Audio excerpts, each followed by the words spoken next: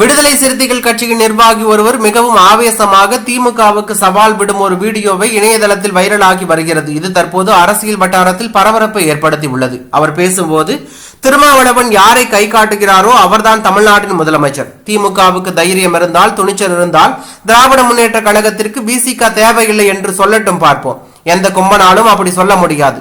2026 ஆண்டு தேர்தலில் திருமாவளவன் யாருடன் கூட்டணியில் இருக்கிறாரோ அவர்தான் தமிழ்நாட்டின் முதலமைச்சர். தமிழ்நாட்டில் திமுக கொடி பறக்காத இடத்தில் கூட இந்த விடுதலை சிறுத்தைகள் கொடி பறந்து கொண்டிருக்கிறது.